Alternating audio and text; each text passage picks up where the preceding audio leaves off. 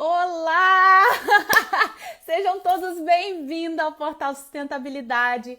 Para quem ainda não me conhece, eu sou Jaqueline Gomes, sou engenheira ambiental, trabalho com investigação e remediação de áreas contaminadas, gerenciamento de resíduos, auditoria de conformidade legal. Sou aqui diretora de conteúdo do Portal Sustentabilidade e hoje é uma data muito especial, né? Dia 22 aí de março de 2022. E nós estamos celebrando o Dia Mundial da Água e o portal não poderia deixar de trazer essa pauta aqui para vocês. É um assunto que a gente precisa tratar com muita seriedade, precisa discutir muito, precisa conscientizar e é para isso que nós estamos aqui, né? E hoje, para falar desse tema comigo, eu trouxe o Gelma Reis, que ele é diretor da Ética Ambiental, que é uma empresa especializada em tratamento de água. Então, ninguém melhor do que ele para poder estar compartilhando esse conteúdo conosco. O tema hoje da nossa live é tratamento da água que chega em nossa casa, para a gente entender como que é esse processo, né? É tão fácil a gente abrir a torneira e ter uma água ali disponível, né? A gente tá, quem é privilegiado sabe disso, né? Que tem acesso a essa água tratada. Então, qual o processo por trás disso, né? O que acontece para essa água chegar tratada na nossa casa? Então, eu vou aqui já dando uma olhadinha para ver se o Gelma já está aqui na sala. Enquanto isso, eu quero pedir para vocês também colocarem aí a região que vocês estão falando, tá bom? Para a gente ir sabendo aí quais estados estão sendo representados aqui nessa live hoje. Vamos ver. Deixa eu ir adicionando aqui o Gelma. Gelma, te mandei o convite aí, vai aparecer para você. Aí, Gelma, vira a câmera. Aê! Seja bem-vindo! Opa! Boa tarde, boa tarde. Boa tarde, Gelma. Olha, dizer que, vou te falar, consegui trazer você para uma live aqui, que privilégio, ainda no Dia Mundial da Água, hein? Nossa. Não, o tema não poderia ser melhor, né? Mas para me trazer para uma live é complicado, meu bem. Estou aqui porque você sabe que a gente partilha de muitas coisas, né? Muitos trabalhos juntos aí, então a gente merece dar uma divulgada um pouco, trazer um pouco mais de conhecimento, esclarecimento para a galera que prestigia aí o canal, o portal, né? Então, estamos juntos, vamos bater um papo aqui, vamos levar um pouco de conhecimento e também aprender um pouco mais, né? Sempre, o diálogo sempre traz conhecimento, isso é bom. E os profissionais que vão entrando aqui ao vivo conosco, você vai observar que eles interagem o tempo todo conosco. Então, eles Legal. sempre vão complementando, vão falando como que é na região deles, e isso é muito legal. Acaba que é uma live entre nós dois, mas que com a participação de todos. Então, assim, primeiro te desejar boas-vindas, dizer que eu estou realmente muito feliz de ter você aqui. E aí, para o pessoal te conhecer um pouquinho, conta um pouquinho sobre a sua jornada profissional. Um resuminho, né? Que se falar da vida toda não dá. Não tem como. É de Varzelândia para o mundo, meu bem. Varzelândia não está logo ali, entendeu?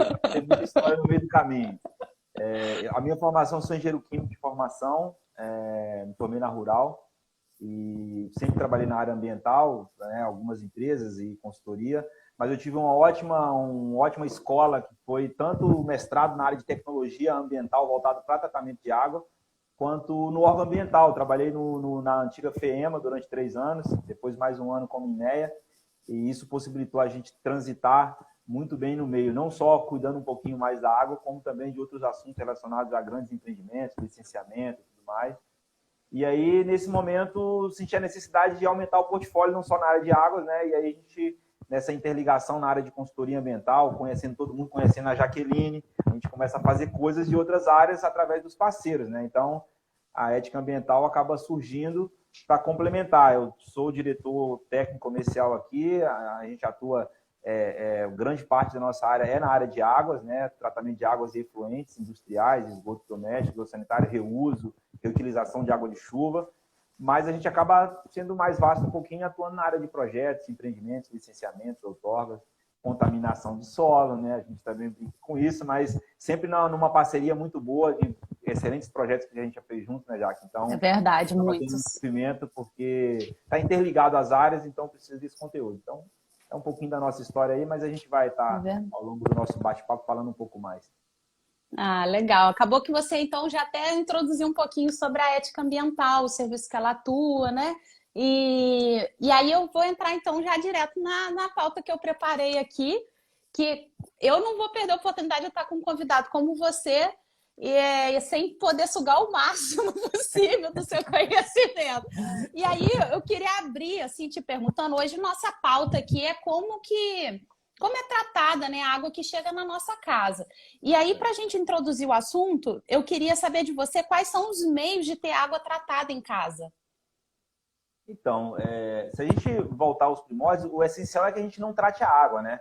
Se a água seja uma mina, seja uma água superficial, se a gente não tivesse a antropização, o homem atuando, a gente teria essa água já de excelente qualidade.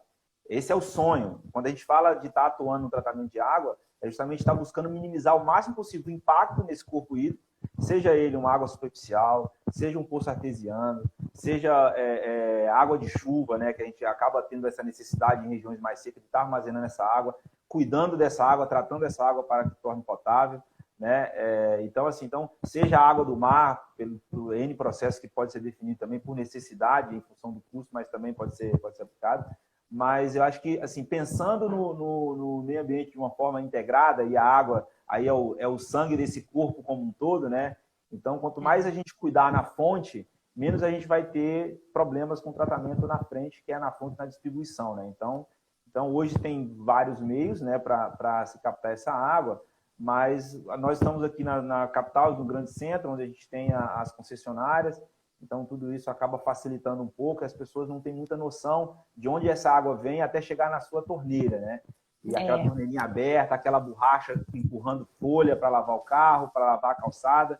Então, tudo isso é muito complicado, tem muita ciência por trás, tem muita tecnologia, tem muita engenharia e tem muita gente preocupada porque a água não é um bem infinito, né? Então, a gente precisa cuidar dele. Esse ciclo como um todo é um ciclo muito importante. Então, a gente precisa cuidar bastante disso. Então, acho que poucas pessoas vivem essa realidade, mas aqui mesmo no Rio de Janeiro, a gente está mesmo aqui próximo da praia, a pessoa está aqui, tem a concessionária, mas tem um poço artesiano para um uso secundário, né? Sempre tem uma alternativa. Quem pode faz uma água de chuva, se tem um telhado. Então, são as alternativas possíveis aí de estar conseguindo essa água, não tão nível potável, mas a gente a torna potável com as técnicas que já são possibilitadas, né? Sensacional. E a gente falando assim um pouquinho de distribuição da rede pública, né, que você mencionou também como sendo uma das possibilidades, e você falou muito bem, em casa basta a gente abrir a torneirinha que a água está chegando ali para nós. E aí, assim, o que eu queria saber de você é justamente isso. Qual que é o processo, né, para essa água chegar tratada na nossa torneirinha lá? Como que é? Se você puder introduzir um pouquinho esse processo para nós, né? Não, a gente pode falar assim, o Brasil ainda pode se gabar, né, com um país que tem muita água doce, né, mas ao longo dos anos, e aí focar um pouquinho no estado do Rio de Janeiro, essa água está cada vez ficando mais difícil a gente tratar, né? Então, os processos, nós ainda temos os tratamentos mais baratos em função da qualidade da nossa água, mas ao longo do tempo, em função da transportação, do esgoto, mexe, a quantidade de carga de poluição, isso vai aumentando e aí dificulta cada vez mais o uso de produtos e tudo mais. Então, pegamos como etapa básica, etapa inicial, é sempre a preservação dos mananciais, seja essa água de onde ela vier, tá? Então, assim, ela não faz parte do processo de tratamento em si, mas é o que é o norteador, porque isso facilita todas as etapas posteriores. A gente tem sempre no sistema de tratamento, seja ele um sistema unificado ou seja um sistema para a concessionária, eu tenho um sistema primário, que é onde eu faço a retirada de todos os sólidos grosseiros, todo o material flotante, né? O excesso de areia desde que vem em função de chuvas e arrastos, né, nesse manancial, principalmente se for corpo hídrico superficial, né? E a partir desse sistema primário, aí sim é medida a qualidade dessa água e nós entramos no sistema secundário. Esse sistema secundário, dos mais simples, a gente faz uma coagulação, floculação e decantação, que aí o tradicional sulfato de alumínio, né, que ainda é utilizado, já tem N produtos hoje no mercado, pode facilitar. Quando essa água tem algum componente extra, um componente orgânico, uma coloração diferenciada, você acaba agregando e otimiza ainda mais esse processo de coagulação, floculação e decantação, né, usando polímeros, outras substâncias. A partir do momento que você clarificou essa água com uma entrega, você tem um processo, uma etapa terciária, que aí sim é uma etapa de sanitização dessa água, de garantir, de fato, que essa água esteja em condições e ao longo da distribuição você mantém essa água nessa condição.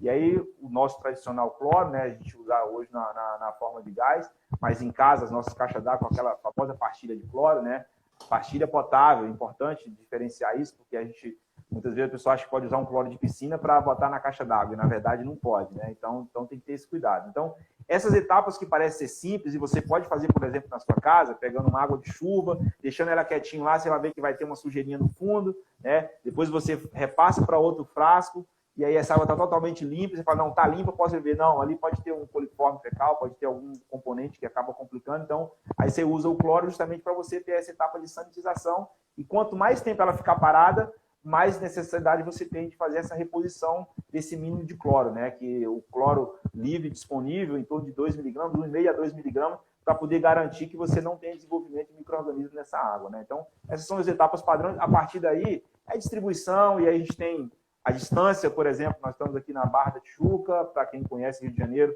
a Guandu está longe para caramba, então você tem linhas e linhas de recalque ao longo disso, que são riscos de contaminação, e tem outros cuidados que a concessionária tem que ter, mas para que chegue a tua água potável na sua torneira, né? Então, mesmo assim, a gente garante com um filtrinho, bota alguma coisinha ali naquela água, a caixa d'água mantém clorado, porque isso se perde um pouco essa qualidade, né? As análises da água que vem na nossa conta é água que é coletada na estação de tratamento. Então, isso é sempre importante. Se você tem uma água estranha chegando, né? Tivemos casos aí da geosmina, enfim, é porque ao longo do processo ou no próprio sistema de tratamento teve problema e isso acaba chegando na sua torneira. Okay? Nossa, é para você ver, né? A gente abre a torneirinha, tem aquela acesso àquela água, e aí eu não sei se o pessoal tem essa reflexão do processo que é para ter essa água tratada na torneira. E assim, como que a gente veio evoluindo ao longo do tempo, né? Isso eu agradeço todo dia. Se eu falo, a gente tem que agradecer hoje o que a gente chama de pequenas coisas. São grandiosas se você parar para pensar. E hoje, sendo o Dia Mundial da Água, é um recurso totalmente necessário para a nossa sobrevivência. E a gente está tendo acesso a ele de forma farta até, porque você abre a torneira e paga a sua continha ali conforme o seu uso, mas está disponível, sabe? Então, às vezes é até difícil conscientizar as pessoas que têm então, esse acesso, porque elas não têm noção, né, do valor que isso tem. Né? Eu posso falar isso, sim. Eu vim de uma região de Vazilândia, de paixão lá, minha terrinha, e é uma terra seca, né? Então, assim, a água lá é água subterrânea. O tema fundamental, né, o conceito fundamental da ONU para o Dia Mundial da Água desse ano é água subterrânea. Né? Então, a gente passou por um momento de seca aí, 20 anos de seca mesmo na minha região, onde os poços artesianos que abastecem a cidade, eles secaram. Não secaram completamente, mas chegaram em níveis que se tornaram inviável a exploração dos mesmos, né? Então, quando você pensa nesse conceito, nessa importância, mas os poços estão a 150, 200 metros de profundidade, né? Mas a nossa atuação aqui em cima acaba influenciando, né? Então essa é a importância. Eu tinha água no fundo da casa dos meus pais, entendeu? Ao longo de 20 anos, fazia uma cisterna lá de 20 metros, não tinha mais água. Então, tudo isso é muito complicado, a gente tem que ter, sim, essa responsabilidade, não só de disseminar e passar para os nossos próximos, né, para as pessoas de conhecimento, da importância que é a água, porque por mais que a gente tenha a noção de fartura por estar no Brasil, né, por ter todo esse mundo de água, mas quando você olha esse bem disponível a nível mundial, tem muita gente que não tem acesso, né? Então isso é bem preocupante nesse conceito, né? E a gente estando aqui no Rio, né, a gente tem aí a maior estação de tratamento de água do mundo. Então, assim, entrou até no Guinness. Eu vi aqui, assim, eu fiquei entrou no Guinness Book. Então, para você ver, né, a gente tem essa possibilidade. E ainda assim, eu lembro que, eu não sei se foi ano passado ou retrasado, que eu estava morando na capital e a água estava chegando com um material suspenso muito visível mesmo, assim, bem nítido mesmo, e possibilitando o consumo para beber mesmo e para cozinhar, né? A gente só usava ela para lavagem, essas coisas assim. E assim, para você ver, né? Mesmo com todo... Passamos um perrengue, né? A capital aqui, Rio de Janeiro. E aí, quando você pensa, é o sistema centralizado, né? Você tem um maior controle por ser uma única grande estação. Ao mesmo tempo, quando você tem um problema, como foi o caso, e o problema foi um problema no manancial, mais uma vez. A gente tem que cuidar dos mananciais. ele garante uma estabilidade de processo, ele garante uma estabilidade no teu tratamento e facilita. Quando o problema vem, como foi o caso da Geosmina, a galope, de grande proporção como foi, só na estação para resolver é muito difícil, né? Então, hoje a gente tem já um direcionamento aqui. Óbvio que quando a gente fala de tratamento de água para uma empresa, para um shopping, é direcionado e ali é pontual. Mas quando a gente pensa em nível de comunidade, dependendo de onde for essa captação, nós temos captação de poço artesiano aí no Aquífero Guarani, por exemplo, poços que estão a 400 metros, 500 metros de profundidade, a água sai quente. Nossa. Né? Aí você tem outros problemas, você não consegue pegar aquela água e tratar diretamente, você tem que deixar ela refrigerar para depois você fazer o tratamento convencional. Então, assim, são enormes as dificuldades para cada uma situação. Né? Desde aquela água doce maravilhosa, por exemplo, em Manaus, mas é cheia de matéria orgânica, né? A nossa água do mar aqui do lado tem muita água, mas também não está disponível. Então, assim, no meio do caminho você tem água doce boa, você tem água com alta alcalinidade, né? Água dura, muito cálcio e magnésio. Então, tem uma infinidade de nuances aí que faz com que esse custo dessa água, que está ficando cada vez mais caro, porque envolve energia, né? A água é vida, a água gera energia, então tudo isso acaba influenciando no bolso no dia seguinte. Então, mas não é por isso que a gente também pode gastar água, porque pode pagar a conta, né? A gente gasta o que é necessário e cuidar o máximo possível para poder ter como retorno o bem que a natureza pode nos dar, que é uma água de qualidade, né? Sem necessidade de tratamento, sem necessidade de química, por exemplo. Esse é o mundo ideal, realmente, né? Hoje a gente devia estar pensando realmente em voltar às origens e não em avançar cada vez mais em soluções para tratar algum parâmetro diferenciado, alguma questão que vem por uma saturação mesmo do uso contínuo, né? Isso já que é fundamental, assim, a gente tenta passar, e toda vez que a gente vai nos congressos e conversa um pouco, lógico que a gente está nas frontes das técnicas, N técnicas de tratamento, porque fica difícil, né? Mas, tirar o esgoto do manancial, né? Cuidar um pouquinho mais, respeitar as faixas marginais, assim, são detalhes que no final te entrega qualidade, te entrega facilidade, te garante essa água, né? Então, é bem complicado nesse sentido, porque a gente fica no imediatismo. Por exemplo, a estação do Guandu vai ser duplicada, né? Vai duplicar a capacidade dela, que é uma estação antiga, vai ser modernizada agora. Então, assim, tudo isso para poder garantir o futuro, porque a gente teve aí um probleminha que a estação toda foi comprometida e toda a população do Rio de Janeiro foi afetada. Então, assim, você ter módulos, você conseguir fazer esse direcionamento, facilita. Né? Então, você não concentraria tudo num único modo de tratamento. Você teria duas linhas de tratamento ali que deu um problema nenhum, a outra vai reduzir fornecimento, mas te garante um pouco mais de estabilidade de processo, né? Nossa. E aí, assim, você falou um pouquinho sobre o tratamento primário, secundário e terciário. Você poderia discorrer um pouquinho mais assim sobre essas etapas? Sim, então, o tratamento primário, ele aí dependendo muito, obviamente, da qualidade, né? Você tem as grandes câmaras de desarenação e retirada desse particulado grosseiro, né? Então, assim, dificilmente tem a necessidade de você entrar com muita mecanização, porque normalmente, por mais que a gente saiba que tem interferência, por exemplo, de esgoto no Rio Guandu e tudo isso, mas isso fica para as etapas próximas, né? Você tem ali uma grande câmara de desarenação que te garante uma certa retirada desses sólidos suspensos ali naturais e esses mais pesados que a gente tira no sistema primário, né? Já o sistema secundário, da maioria das plantas, são um sistema convencional, que é um sistema com dosagem de produtos químicos, né? Onde você tem ali um TDAH, um tempo de residência necessário para esse contato, e você cria assim uma malha, né, que é o que acontece, por exemplo, com o sulfato de alumínio. Você cria uma malha de arraste e faz com que todo aquele material suspenso, aqueles coloidais, né, um pouco de orgânico que possam estar presentes, eles são arrastados para o fundo do decantador. E aí você consegue fazer essa separação e a clarificação dessa água. Óbvio, mais uma vez, muito particular da característica de cada corpo hídrico, né? Quando você pega Rio Negro lá em cima, então você tem outras características, tem matéria orgânica, então isso dificulta um pouco mais. Mas, de qualquer maneira, de forma simplificada, para esse processo convencional. Mas aí você tem N técnicas desse sistema, por exemplo, secundário, onde a gente pode entrar com filtração avançada, pode entrar com sistema de filtros automáticos, né, o próprio sistema de membranas, que também, de acordo com a qualidade da água, você vai definir se você trabalha com a microfiltração, com a ultrafiltração, ou até mesmo com osmose.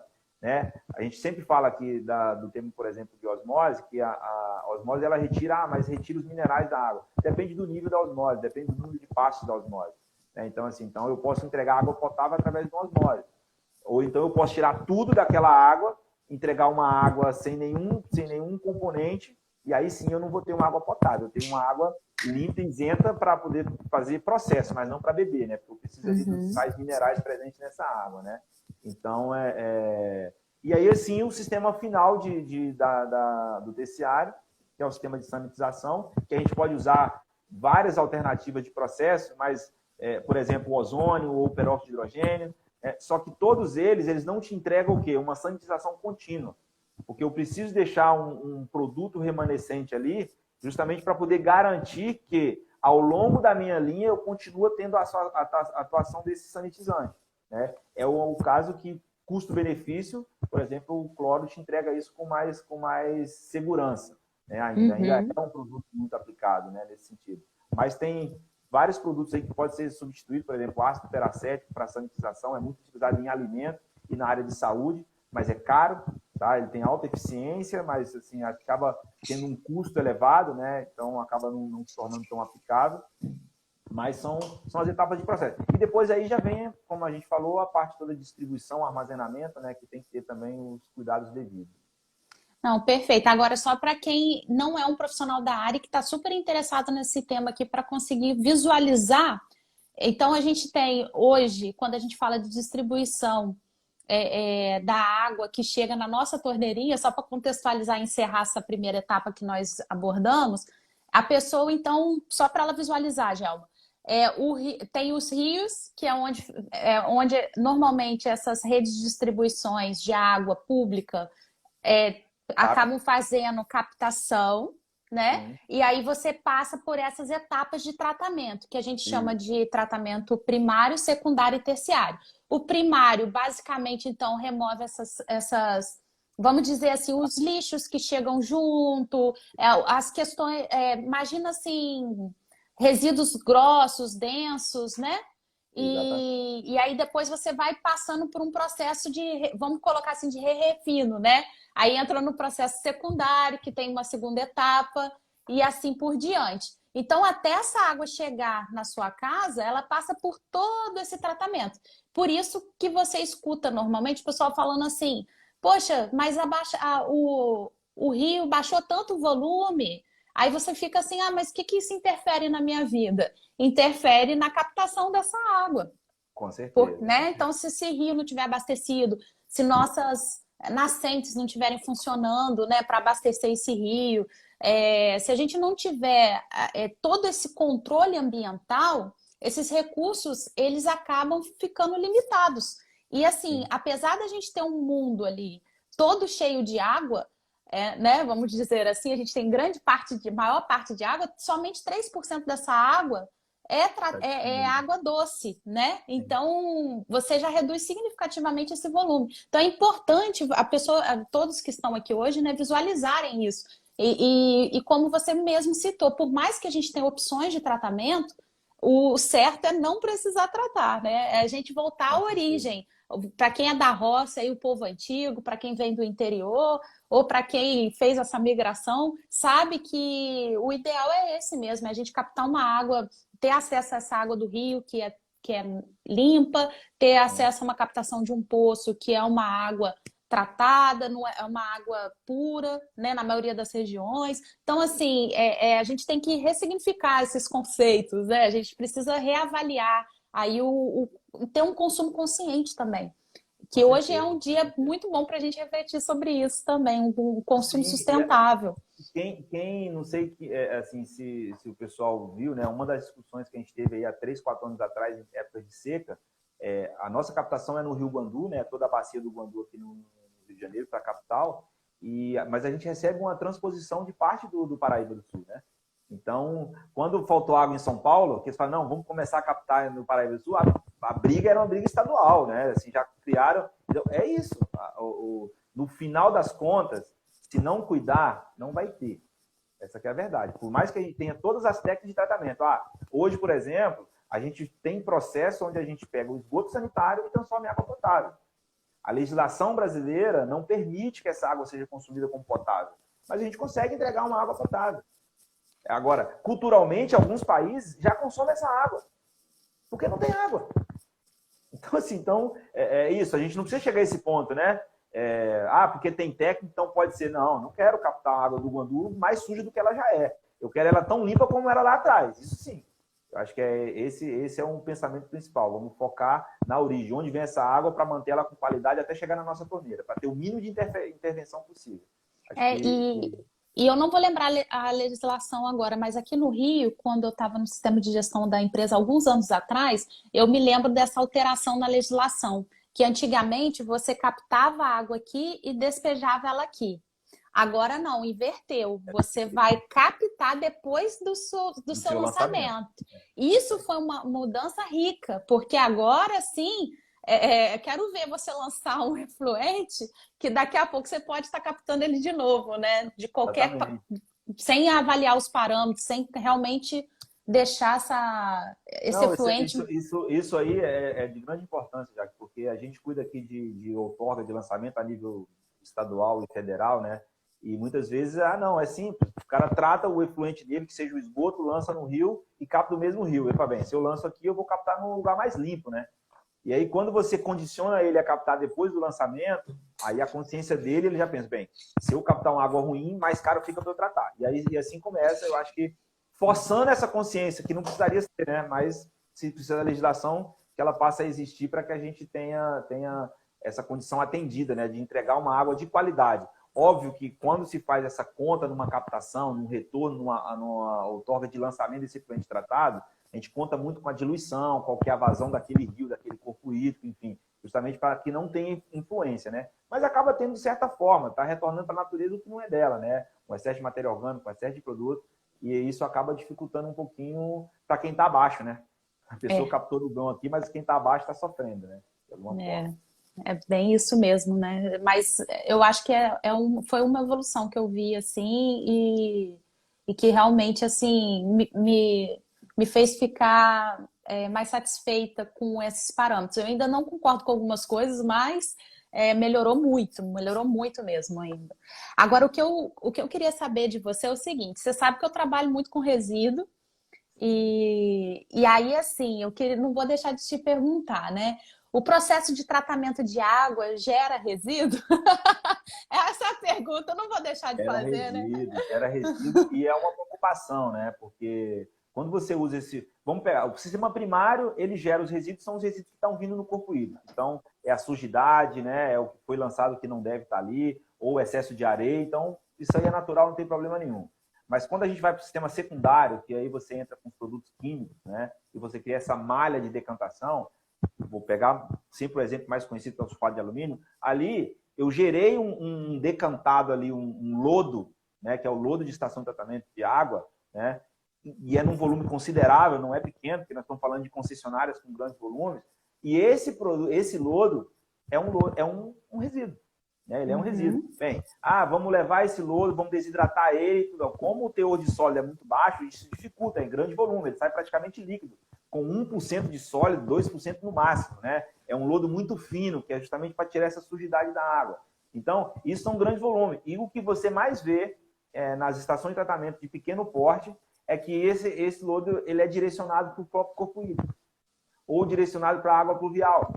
Né? Então, assim, óbvio que existe legislação, você tem que ter esse direcionamento, porque aí você imaginar, para tratar esse lodo, dependendo do volume dessa água, você precisa de uma unidade quase em tamanho, em proporções bem significativas, com grande investimento, para que você faça a desidratação e a separação para tirar, por exemplo, o excesso de alumínio que está nessa água, para que ele não volte para o meio ambiente. Então, assim, é o maior volume. Quando a gente fala, por exemplo, de trabalhar com cloro, eu tenho uma série de problemas. Isso tem que ter muito cuidado, justamente por causa da origem da água. Em todos os processos tradicionais e convencionais de tratamento, onde eu faço a coagulação, floculação e decantação, por exemplo, eu não removo ali todos os orgânicos presentes. E aí, quando eu entro com cloro para poder fazer a sanitização dessa água, além de eu estar sanitizando, matando os coliformes, né, todas as bactérias que possam estar presentes ali, ao mesmo tempo esse cloro está reagindo com o que tem de matéria orgânica no meio. Então, se eu tiver ainda uma matéria orgânica, eu estou formando os famosos organoclorados, que a gente tem essa preocupação quando é numa estação de pequeno porte.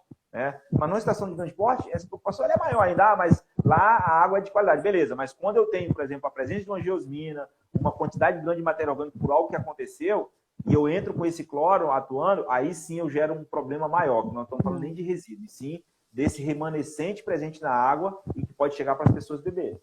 Né? Então, assim, esse é um cuidado. Então tem sim uma gestão de resíduo em cima do sistema de tratamento, seja ele qual for, mesmo que a gente esteja falando de sistema de filtração, eu tenho ali o meio filtrante que eu tenho que tirar de tempos em tempos. Tem uma contaminação com ferro, com manganês. Aquele meio filtrante, ele armazena aquele material por um tempo e depois você tem que descartar, né? Tem sistemas com carvão ativado para tirar um excesso de coloidade orgânico. Mas depois eu consigo recuperar esse carvão. Até consegue, mas com o tempo você não consegue recuperar eternamente. Então, chegou a hora que o substitutivo perde a função, né? Então, são os tipos de resíduos mais tradicionais aí que a gente tem. E são grandes volumes, né? Por causa do tamanho das estações, né? Por causa do tamanho das estações. Então, essa live hoje não é só de água. Para quem é gestor de resíduo aí, já ficou com o mapeamento todinho de todos os resíduos que é gerado numa estação de tratamento. Então, se for fazer plano de gerenciamento de resíduo, tiver que gerir, fazer a gestão desses resíduos, tá aí, ó. Tem que olhar de perto. Só voltar a live e pegar todas as dicas.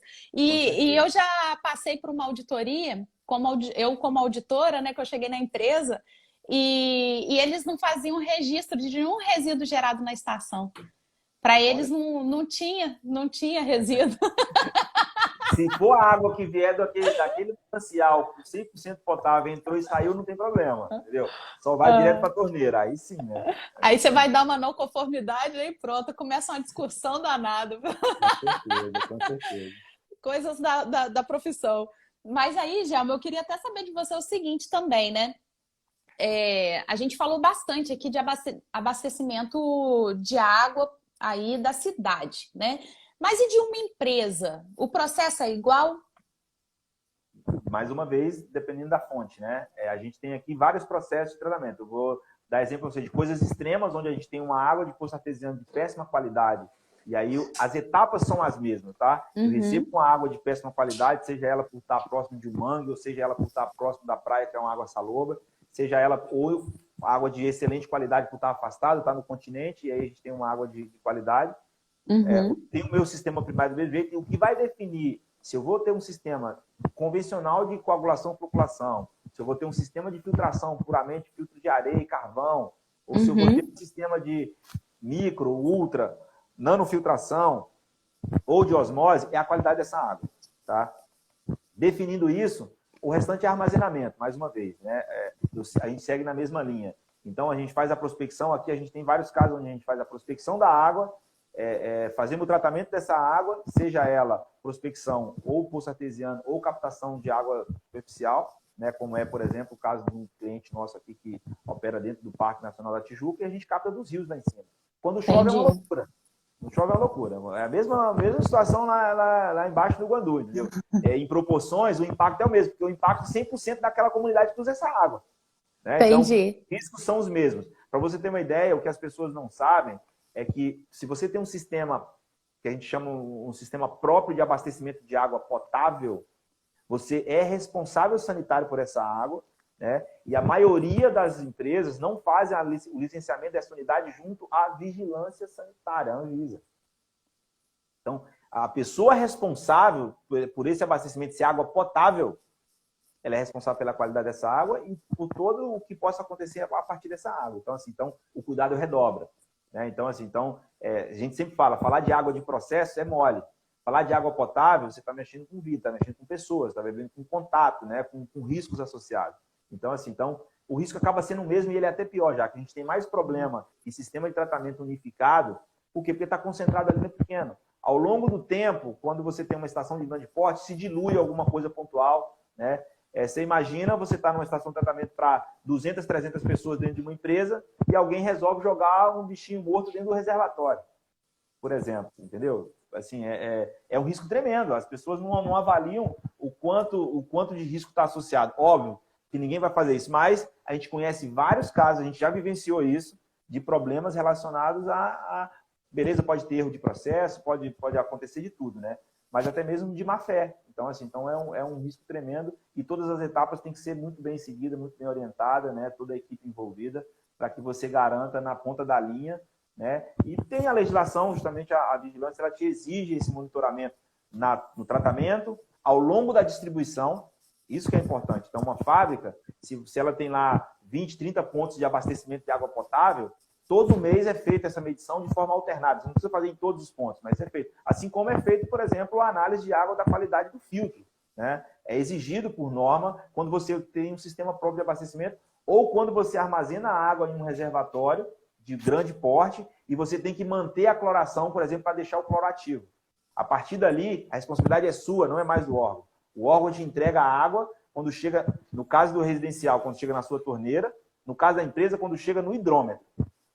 A partir dali, tem um reservatório de 200 mil litros, um reservatório de 100 mil litros. A partir do reservatório, é responsabilidade da empresa. A concessionária não tem mais nenhuma intervenção.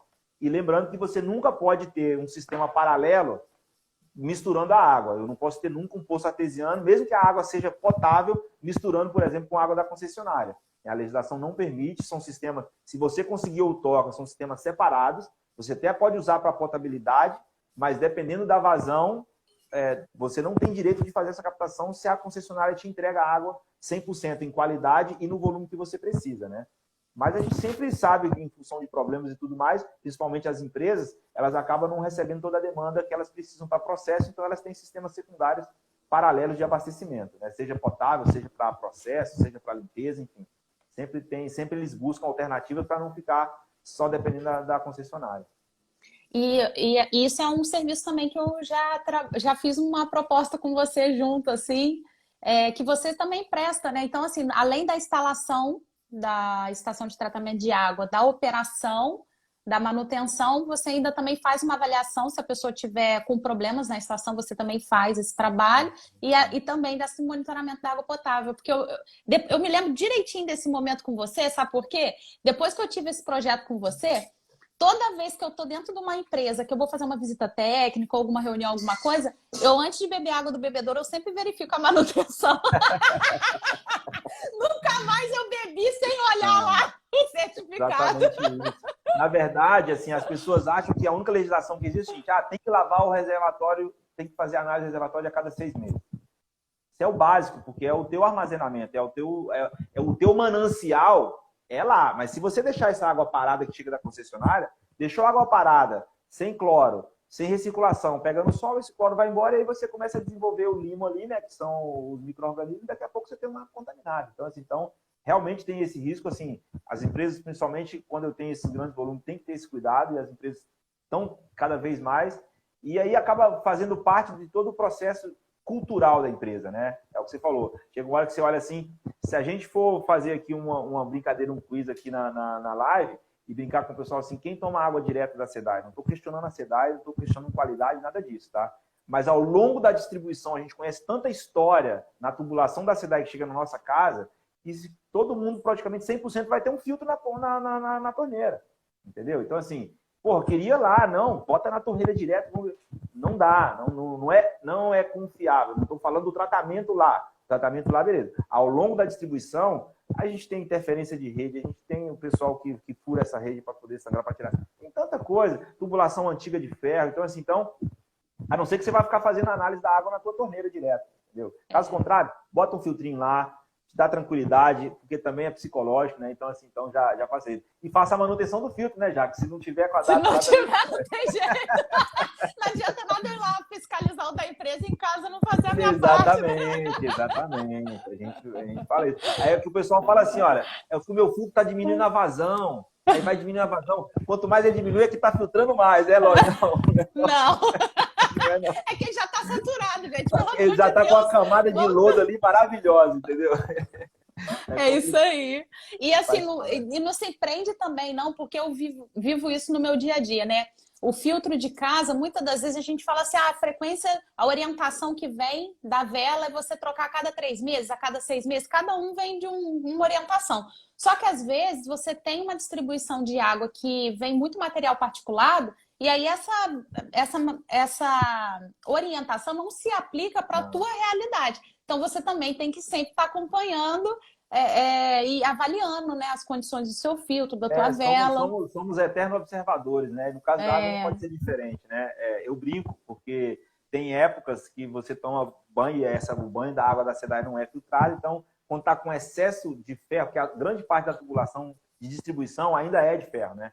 E acaba você tendo a presença de ferro. Quando eles fazem uma limpeza de linha ou fazem uma limpeza numa adutora e acaba desidratando essa linha, e quando eles fazem o flush para reabastecimento, acaba arrastando esse ferro. E ele chega pra gente. Eu já vi situações assim de água descer, e aí tem gente que começa a pinicar, será o que tá acontecendo? É isso, então você tem a presença daquele metal ali, né? Então, a gente faz a limpeza da nossa caixa d'água, você observa, pô, a limpeza tá limpinha agora, a primeira água que desce suja pra caramba, depois ela estabiliza. É mais ou menos assim, existe um ciclo. E você pode pegar, por exemplo, trocar o filtro hoje, amanhã, por algum motivo, faz uma obra muito próxima da tua residência, né, onde você mora, e aí o teu filtro está totalmente comatado e não adianta chorar por garantia. Na verdade, é a qualidade da água que está chegando, né? É isso aí. E aí, assim, agora mudando um pouquinho, assim, o direcionamento da água, né?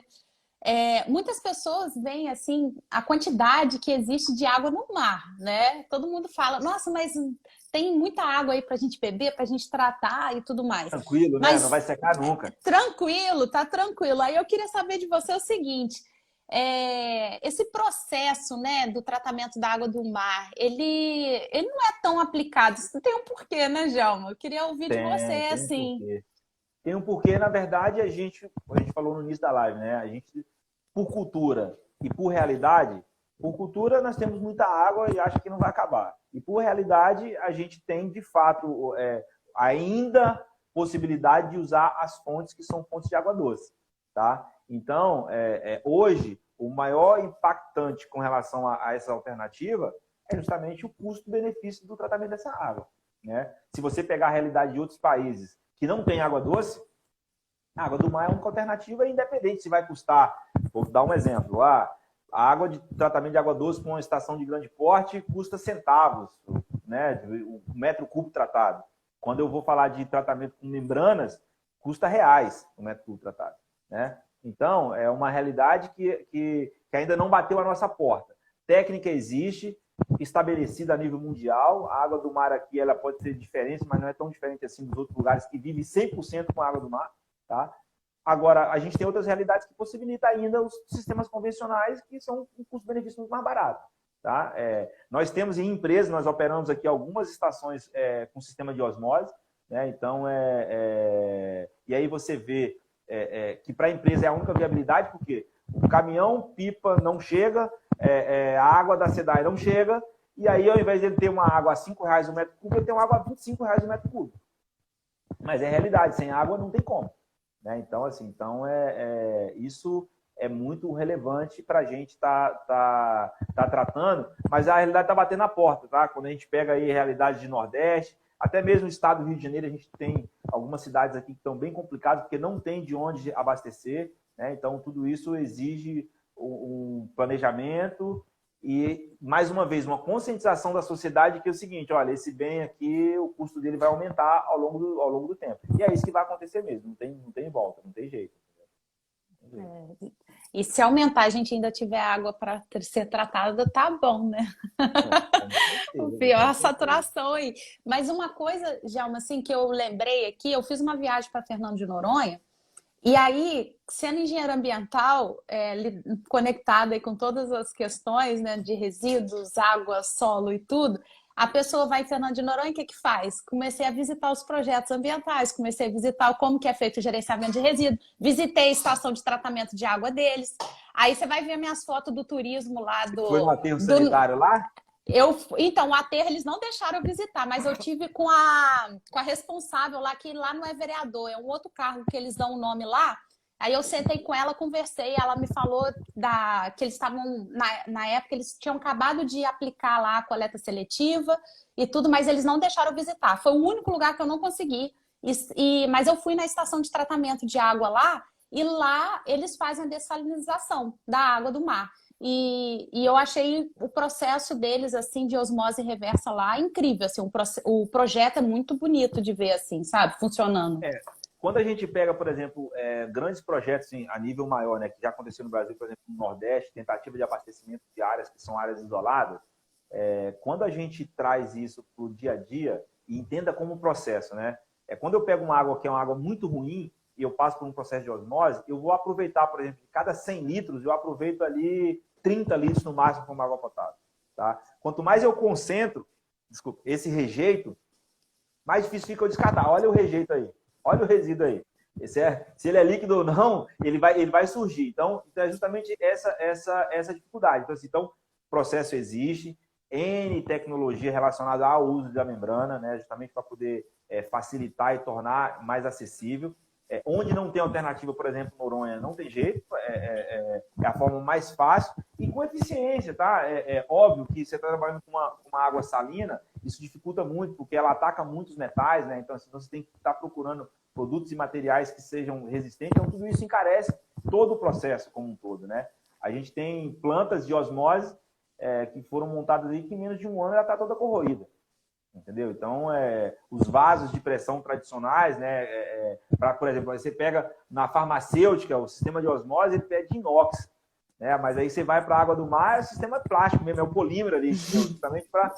não tem jeito, é o que você está trabalhando, né, na ponta da linha. Então, a gente tem aqui sistemas que a gente opera, sistemas bem robustos, tá, com água de péssima qualidade e que entregam água potável que a gente bebe, né? Eu sempre falo isso, eu falo quando a gente trabalha com reuso ou tratamento de água, o reuso para o fim específico, você tem que dar a utilização dele, e a água do mesmo jeito. Não adianta nada você falar que trata água, que trata uma água que é uma água ruim, e você não bebe dela, né? Não adianta nada. É verdade. Você tem que participar de todo o processo, vão participar de todo o processo. O critério de avaliação, quando eu estava no sistema de gestão da Michelin, como analista ambiental, eu estava como estagiária na época ambiental, quando eu recebi o fiscal do órgão, era procedimento nosso abrir a água, que não era a água que ia para os bebedouros, a água tratada mesmo, e beber na frente do fiscal. Falou, essa água é boa, realmente, a gente bebe. Critério de avaliação aqui. Não, com certeza, com certeza. É assim que a gente fazia.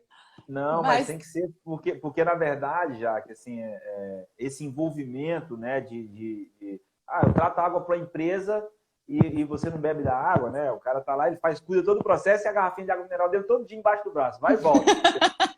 Maravilhoso. Aí complica, né? Eu, por exemplo, né, eu tô aqui numa região de praia, né? Que agora eu tô morando aqui pro lado da região dos lagos, aqui no Rio de Janeiro, né? Saí da capital e vim para a região dos lagos. E aí, aqui na região, é muito comum o uso de água de poço. O pessoal capta muita água de poço aqui. E a água daqui, ela é salobra. Aí eu queria aproveitar também para te perguntar se você pode falar um pouquinho sobre o que é essa água salobra e qual que é a limitação dela de uso, né? Para quem está também no litoral e em outros lugares que passam por isso também.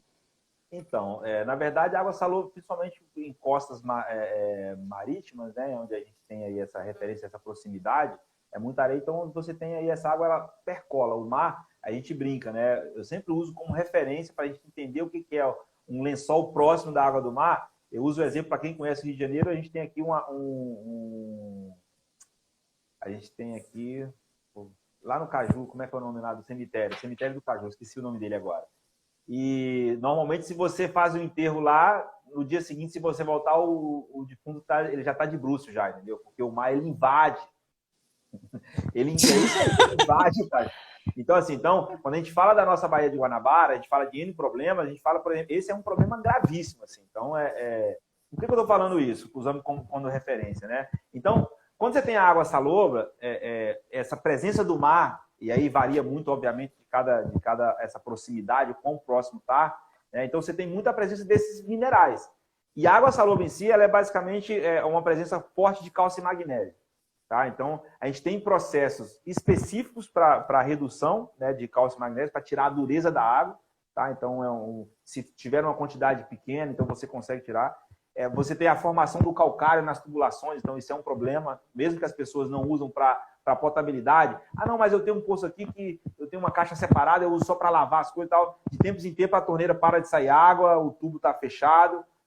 Então, o que está associado. Mas quando ele precisa para potabilidade, fazendo-se uma análise simples, né, uma análise físico-química padrão, não só análise de potabilidade, sim uma análise físico-química da água com os parâmetros necessários ali para que a gente faça um diagnóstico, a gente pode apontar um sistema de remoção de cálcio e magnésio para remover dureza, um sistema simples, um troca catiônico, onde a gente remove parte desses íons. Não precisa remover todos eles, mas uma parte dele.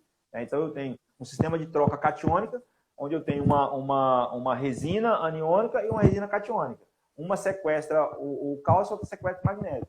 E aí, de tempos em tempos, eu faço uma lavagem dessa resina para descartar esses minerais e meu sistema volta a fazer a retirada do que vem da água do poço, né? Então, é possível. Quando eu tenho Isso é viável economicamente, Gelma, assim, para uma residência? É viável, é viável. Agora, quando eu tenho uma quantidade muito grande, por exemplo, desses minerais, esse processo de captação desses minerais pela resina hidroquiônica, o processo de lavagem ácida ou lavagem básica que tem que ser feito para regenerar a membrana, você vai ter que fazer isso tantas vezes que aí fica inviável economicamente. Então, esse é o cuidado que a gente tem. Então, tem um limite. Chega um ponto que fala assim, pô, eu não vou ficar todo dia tendo que fazer lavagem, espera meia hora, bota o ácido, espera reagir, faz a limpeza, passa tanto de fluxo. Isso não pode acontecer. Essa lavagem, que a gente chama da regeneração das resinas, tem que acontecer num prazo concebível que seja de acordo com os projetos, né? Se é uma residência que se consome, por exemplo, 2.000, 3.000 litros dia, eu tenho que fazer essa lavagem no máximo, e a gente consegue fazer ela automática, tá? A gente automatiza o processo. Ela tem que acontecer no máximo uma vez por semana, a cada 2 semanas, porque aí você gasta com soda, né, e gasta com ácido clorídrico. Então, assim, você tem um custo associado a isso. Sem contar a questão de você manipular esse produto, né? E aí, mas se isso acontece com mais frequência, aí sim você parte para um sistema de filtração. Seja ele uma nanofiltração, uma ultrafiltração ou até mesmo uma osmose, tá? Que o investimento é maior, mas ele te garante estabilidade de processo. A gente sempre brinca isso. O filtro, quando ele tá com a vazão muito reduzida, não significa que ele está tratando melhor, significa que ele está sujo mesmo. Isso acontece também no processo de osmose, né? Chega um momento, ela fazendo a retrolavagem automática, eu tenho que fazer uma limpeza química da tua membrana para possibilitar que ela volte nas vazões de processo, que é o que foi projetado, né? De referência. Nossa, então você tinha a solução do meu problema e eu não sabia.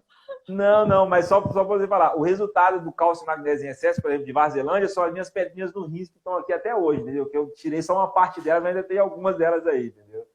Muito bom, muito bom. E assim, Gelma, para quem está querendo, de repente, identificar algum vazamento em casa ou dentro da empresa, você tem alguma dica para dar também, assim, para ele diminuir um pouco esse consumo excessivo de água?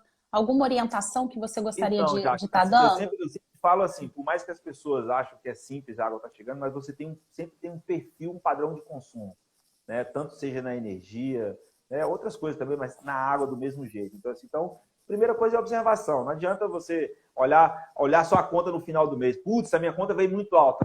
Você vai resolver o problema. A gente tem várias técnicas de identificação. Você tem desde aparelhos específicos de ultrassom, onde você usa, e você bota no plug ali depois do teu registro do hidrômetro, e você consegue identificar os pontos de vazamento. Mas o mais relevante é a pessoa conseguir fazer esse monitoramento, né? Eu acho que, ter o cuidado, aquela torneira está vazando, mas está vazando um pouquinho, faz a conta. Né? Bota um copinho lá, o copinho encheu em 1 hora, mas ele fica 24 horas aberto, 24 horas, 7 dias por semana, e aí você começa a fazer conta, né? Então, assim, agora, aquelas situações onde você tem vazamento embaixo de um piso que foi concretado ou qualquer coisa do tipo, acaba dificultando, e aí sim você tem que usar técnicas mais rebuscadas, né? Que você tem essas soluções. Então, tem empresas especializadas, a gente não faz isso aqui, mas tem empresas especializadas que são parceiros nossos, especificamente para identificar vazamento. Quando a gente já fez todo o levantamento, entende que o consumo não está sendo nas fontes diretas de consumo que são previstas, né? Aí você parte com vazamento. A gente brinca, né? Todas as torneiras fechadas, a caixa d'água cheia, hidrômetro rodando, é vazamento. Então, por isso que eu falo que é observação. Gente, a caixa d'água está enchendo? Não, está silêncio. Tem alguma torneira aberta? Não. Vai lá, olha para o hidrômetro, está rodando. Mas eu não estou vendo água em lugar nenhum. Está vazando. Está vazando. Então, assim, isso é a única certeza que a gente tem. Então, assim, observe de vez em quando. Sabe que tem hora que a caixa ela tá enchendo, então não tem como. Você está usando, o hidrômetro está marcando. Tem hora que está todo mundo quietinho, aí você vai lá e olha, putz, mas está rodando. Então, já, olha, acende o alerta. Se você não consegue identificar nenhum ponto de vazamento, é porque está escondido, aí sim você vai precisar de um profissional para poder olhar isso com carinho, entendeu? Nossa, excelente, Gelma. Ô, Gelma, eu não sei se eu puxo pergunta, porque você doou tanto nessa live, eu tô até com vergonha de puxar alguma pergunta aqui, cara. Deixa eu ver se a equipe separou. O pessoal interagiu muito aqui, você viu? Interagiu. Eu vi algumas perguntas interessantes aí que eu acho que não tem problema. Pode abrir sim. Vamos ver se a equipe separou aqui. Só um minutinho que a equipe separou aqui, que o pessoal foi colocando, aí eu dou leio aqui e você vê o que dá para a gente poder responder. Sim, Mas sim. enquanto a equipe tá pegando, vamos pedir pro pessoal vir aqui na setinha aqui em cima, gente, clicar aqui, ó, sem sair da live e seguir a ética ambiental, tá bom? Segue o portal Sustentabilidade. O Gelmo criou esse perfil praticamente para essa live, então vamos prestigiá-lo. Tá mais uma pessoa aí, ó, ativando o perfil para estar participando do portal. Então, vamos prestigiar. E aqui, ó, nessa setinha aqui, ó, em cima aqui, ó, vocês podem clicar e seguir, tá bom? Para acompanhar o projeto e o trabalho deles. Tá, aqui, ó, separei aqui. Bem, tem aqui, Gelma, uma pergunta que é da Giovana Gomes, ponto Ribeiro. Ela perguntou o seguinte: a água do mar já está bastante poluída. Mas o que vocês acham sobre os dejetos humanos lançados? Não prejudica? Uma excelente pergunta, hein? Bem, aí já vai entrar na nossa outra área. A água passa a não ser tão foco e sim os rejeitos e os dejetos, né? A gente tem... Isso é uma grande discussão, já, porque assim, por exemplo, vou dar como exemplo o Rio de Janeiro para enfatizar, agradecendo a pergunta dela aí, da Giovana. Eu participei, quando eu trabalhei no INE, de licenciamento, por exemplo, aqui dos emissários submarinos do Rio de Janeiro. Tá? A legislação, ela diz que eu posso lançar, eu tenho um cálculo de diluição para ser feito, né? Então, o mar, o corpo hídrico, ele tem uma capacidade de absorver uma certa quantidade de carga orgânica, né? Só que ele tem que passar por tratamentos preliminares. Lá fora, e quando eu falo lá fora, eu estou falando de Europa, Estados Unidos, enfim, Canadá, não se joga água no emissário sem o tratamento a nível terciário. Não estou falando de esgoto, a nível terciário. Gradeamento, retirada de sólido, sistema biológico, tratamento de remoção de matéria orgânica, remoção de nutrientes, nitrogênio, fósforo. Depois eu lanço no mar. Tá? Aqui, eles fazem um tratamento primário, passando por um oásis, por exemplo, aqui no caso da Barra da Tijuca, e na sequência eles lançam isso no emissário submarino, e qualquer uma virada que dá na maré e que a gente tem problema, as pessoas ficam, nossa, mas olha, a natureza... Tá errado. E aí, e o pior, que é concentrado, né? Óbvio que eu tenho problema, eu tenho falta de saneamento, eu tenho série de pontos. Então, assim, o que mais agrava, tanto o nosso corpo lagunar como o próprio mar, é justamente o lançamento desse excesso de matéria orgânica. Né? A gente tem que conduzir esse esgoto, ter esse direcionamento, ter o tratamento adequado, entendeu? Para depois você lançar essa água pluvial no meio para poder ela restabelecer, ela entrar no ciclo. Né? Então, assim, eu não posso lançar uma água, por mais que o corpo hídrico esteja ruim, mas eu não posso lançar uma água mais ruim do que ele já está. Entendeu? Então, o padrão de referência, o que a Conama traz é isso. Se você vai fazer o lançamento em um corpo hídrico, você tem que enquadrar o teu padrão de lançamento de acordo com a qualidade desse corpo hídrico. Né? Quando a gente fala de área de mar ou a própria baía, esse parâmetro ele tem uma folga maior. Justamente por quê? Por causa da capacidade que o mar tem de absorver. Mas só você ver, né? O resultado disso vira um vento, a gente tem problema nas praias. Então é um risco. Então a pergunta é boa nesse sentido.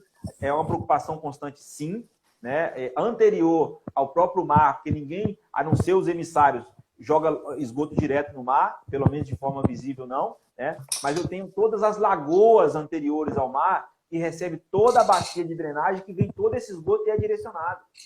Então, a gente tem um cuidado muito grande, com cuidado principalmente em cima desses mananciais. Se eu não consigo tratar lá na fonte, que é para não jogar o esgoto, mas que eu cuide bem da lagoa, que eu estabeleça bem ali uma condição de balneabilidade mínima para que essa água chegue no mar de uma forma mais adequada. E os emissários, desculpa, sistema primário, secundário e terciário de tratamento, depois lança o emissário. Ah, mas isso é muito caro. Mas é a realidade dos outros países onde não tem água. Né? Então, a gente tem que ter esse cuidado, com certeza. Entendeu? É importante. Nossa, excelente. Gelma, eu não vou ter coragem de fazer mais perguntas. O pessoal está aqui pedindo, mas já são 7, já estou com 1 hora com você. E assim... Não, eu vi, olha só, não, eu não sei, fica tranquila, tá? Eu vi um dos questionamentos aí que alguém levantou sobre a questão do ozônio, né? A aplicação do ozônio no sistema de tratamento. Assim, a gente usa aqui o ozônio, principalmente em tratamento de efluente industrial, tá? É um excelente oxidante, É um oxidante, ele atua de forma muito rápida. Só que, mais uma vez, quando eu entro no tema da água, a não ser que eu tenha um excesso de matéria orgânica, e aí vem a parte boa. Por quê? Porque a atuação do ozônio, ao contrário do cloro, ele não forma organoclorado, ele oxida, ele quebra a matéria orgânica, mas ele não gera um rejeito, que é um futuro contaminante. O caso do organoclorado são substâncias cancerígenas até. Então, assim, é como se fosse o peróxido de hidrogênio. O peróxido de hidrogênio, que é a água oxigenada, ela também tem uma capacidade de oxidação. E depois ela se transforma em água e oxigênio. Uhum. O ozônio, quando ele atua, ele também atua na cadeia, quebrando essas cadeias orgânicas, e o resultado final é oxigênio. É água e oxigênio. Então, assim, eu não tenho remanescente. Então, para oxidação, para remoção de matéria orgânica, é excelente. Mas eu vou precisar, ao final, ter uma substância que me garanta que essa água fique limpa por muito mais tempo. Aí eu vou precisar do cloro, eu vou precisar de outras substâncias que me garanta essa estabilidade dessa água e principalmente na linha de distribuição. Olha lá, ó. Eu marco letras aí, ó. Fui eu que perguntei do ozônio. Obrigado. Tinha que ser você, né, Marcos? Já estou até blogueiro acompanhando aqui o que está acontecendo nos comentários. Ai, ai. Já, mas assim, realmente é um universo, né? Assim, são muitas questões quando a gente fala de água, né? E assim, você compartilhou tantas informações aqui hoje, assim, que eu quero só agradecer. E aí eu tenho uma pergunta que eu sempre vou finalizando o nosso encontro, que eu faço para todos os profissionais que passam aqui, porque grande parte das pessoas que acompanham aqui o portal, que seguem nossas redes sociais, são profissionais ambientais, a grande maioria. E aí você, como um profissional que trabalha diretamente com tratamento de água, eu queria saber se você pode deixar alguma dica ou alguma orientação para essas pessoas que querem se profissionalizar, que querem trabalhar como você, né? O que você poderia falar para essas pessoas? Vamos lá, é um pouco de mexer com a paixão, né, do que a gente gosta, do que a gente faz, né? É isso que a gente gosta, da paixão. É isso que a gente gosta e a gente falou muito aqui sobre a diversidade que a água te possibilita, né? Eu tenho viagens que a gente faz para o Pará, onde eu tenho uma água com característica, para o sul, centro-oeste, aqui no sudeste. Então, isso tudo faz você ter que buscar conhecimento. Então, assim, se é a nível técnico, o que eu gostaria muito e ter pessoas, eu vi aqui um comentário, né, também, de trabalhar com a gestão integrada. Quando a gente fala de comitê de bacias, né, da preocupação com o recurso hídrico, porque na ponta da linha, eu aqui como técnico, né, junto com a minha equipe, né, a gente tem projetistas, temos os engenheiros aqui e tudo mais, a gente está cuidando do tratamento. Eu não consigo, atuando só como técnico, ir para a gestão. Então, se hoje eu tenho uma dica para dar para alguém que queira se mergulhar mais nesse universo, cara, vamos pensar mais, vamos expandir um pouco mais e vamos olhar, né, na fonte, vamos conseguir atuar um pouco mais. Eu sei que fala assim, putz, mas aí depende de poder público, isso é muito difícil. A gente sabe dessa dificuldade. Mas aí eu me coloco do meu lado aqui, eu acho que eu fiquei numa zoninha de conforto, né? Porque aqui eu vou, assim, os caras querem beber água, eu resolvo o problema deles. Mas aí eu não resolvi o problema dos outros. Então, assim, é uma forma, eu não quero... Estou aqui falando que tem que ser político, não é isso, mas a gestão, participar dos comitês, eles existem, eles estão vários órgãos que estão integrados nisso, né? A legislação, e aí a gente conseguir trabalhar isso de uma forma integrada, né? De trazer para isso. Então, o conhecimento, vamos entender um pouquinho mais, vamos buscar mais um pouquinho mais o que os comitês de bacia discutem, né? Assim, a gente, aqui são várias bacias e cada um independente, mas tem todo um grupo de pessoas, inclusive pessoas moradores, cidadão comum que não é técnico. Mas ele vira e fala assim, olha, aqui, eu pescava aqui, hoje está seco. Essa informação ela é importante, porque o que está acontecendo naquela região, naquele local, né? O que mudou. Então, assim, é um pouco disso. Eu acho que vale a busca do conhecimento, vale essa paixão. Acho que trabalhar com água é muito gratificante do nosso lado aqui. É rentável também, tá, galera? Então, acho que vale a pena também, não é só por isso, não. Obviamente que trabalhar com o meio ambiente de uma forma geral, seja no resíduo, seja na água, né, seja na gestão, seja no licenciamento, com responsabilidade e com sustentabilidade é tudo. Então, acho que vale um pouquinho dessa dica aí. Vamos olhar as grandes frontes, onde estão os grandes problemas, os grandes impactos, cuidar com mais carinho da nossa água como um todo, porque tudo isso facilita quem vai estar na ponta da linha, entendeu? Seja para um tratamento, seja para uma distribuição, né? Seja para abrir um poço artesiano, pode, não pode, os porquês. Aí vamos ver isso de uma forma mais macro, que é mais interessante. Salve, Nossa. salve. Nossa! Vambora, Jaqueline, Se a gente vambora, estivesse aqui com a plateia, eu tenho certeza que todo mundo ia te aplaudir de pé agora. Já tá todo mundo assim, ó. Não, é legal, legal, legal. Gelma! Aí, ó, bota a palminha pro Gelma entender o que eu tô falando, olha. Gelma, Olha, muito olha a obrigada. Rebeca. A Rebeca dando balzinho. Um beijo para a Rebeca. A Rebeca é a nossa nova integrante lá de Extrema. Estamos cuidando da água lá em Extrema, minha filha. Lá no ponto lá de São Paulo. Lá. Maravilhoso. Isso aí, Tá bom? prestigiando, tá certo. Gelma, deixa os seus contatos aí, o contato da empresa, né? O site, o que você quer deixar de contato Vamos para lá, quem vamos dar uma precisar, olhadinha. né? Dá uma olhadinha no nosso site, www.etica-ambiental.com.br. Não é underline, é traço mesmo, tá? Ali tem as nossas outras comunicação. A gente tem aí sempre a gente sabe alguns temas que a gente traz aí mensalmente para poder estar discutindo. A nossa equipe aqui está disposta para atender e tirar dúvidas da galera também que precisar, entendeu, Jaque? Você está aí quietinho na beira da praia com água salobra, precisando usar água, chama a gente, entendeu? Fala com a gente aí que a gente dá uma dica rápida e, quem sabe, barata, né? Aí já depende muito do lugar e do fornecedor, mas dá para trabalhar. Entendeu? Eu vou rodar um modelo com você, se der certo, depois você sai vendendo para todo mundo aqui na região. Já vou abrir uma parceria com você aí. Aí, essa mulher é puro business mesmo, né, galera? Ué, não dá para poder viver só de brisa, né? Não dá. Opa, não pode. Mas de brisa, eu ainda tenho minhas aspirações de viver de brisa, hein? Cuidado. Aqui é piada interna. Vamos falar pro pessoal o que é brisa. O cara trata a água, gente. E aí ele chegou ao ponto de nível de tratamento, aí ele se desafiou. E agora o cara criou uma cachaça, né? Que tem uma. Aí, não satisfeito, dá o sabor da cachaça. E aí a avó dele, como é que é a história da avó aí? Que você me contou, que eu vi demais. Na verdade, é sempre o comentário, né? Quando a gente não quer trabalhar muito, né? Quando tá com aquela preguiça esticada. Ah, menino, você tá louco. Você vai viver de brisa, tem que trabalhar, né? Ninguém vive de brisa.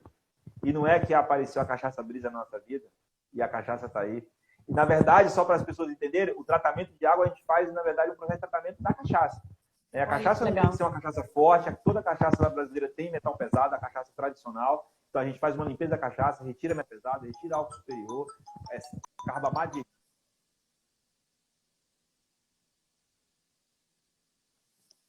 Eu acho que pode ter atendido o telefone. Aí, parou um pouquinho e voltou. Voltou agora. Então, assim, a gente acaba fazendo uma limpeza da cachaça, é uma água limpa, né? E aí, com isso, a gente traz aí todos os sabores brasileiros aí, um maracujá, um jambu que deixa a língua dormente, vamos embora. A próxima live que a gente fizer, eu vou fazer tomando uma brisa, que aí eu fico mais animado e fica mais legal a live, entendeu? Não, e detalhe, o pessoal cantou aqui nos comentários para a gente lançar junto um curso de tratamento de água aí pro pessoal, ó. Fica aí, ó, mais uma possibilidade de negócio para nós, hein? Fica a dica, mas aí tem que botar a equipe junto, tá? Não. Mas pode ser uma brincadeira que fique mais séria um pouquinho, né? Muito legal, Gelma. Muito obrigada, muito sucesso para você. E eu vou responder seu e-mail, tá? Não nego, mas vou responder, tá? Aqui no meu radar, amanhã eu te dou um retorno dele, se Deus quiser. Tá, Jorge? Obrigado aí pelo prestígio aí, Jaque. Obrigadaço. Beijo. Obrigada. Gente, ó, até a próxima, viu? Quinta-feira tem live, hein, pessoal? Olha que legal o tema. A gente vai falar sobre os 4 pilares os 4 principais pilares, né? De como elaborar um plano de carreira. Então, muita gente, às vezes, entra no mercado de trabalho sem orientação nenhuma do que fazer, como fazer, para onde ir, e aí sai pegando uma oportunidade outra aqui, fica frustrado, às vezes não é bem remunerado. Então, a gente vai falar sobre esses 4 pilares aí que vai orientar a galera, vai ajudar o pessoal a voltar para o caminho, né? Para poder conquistar aí os objetivos. Bacana, Jaque. Beijo. Tchau. Beijo. Até logo. Valeu. Tchau, tchau.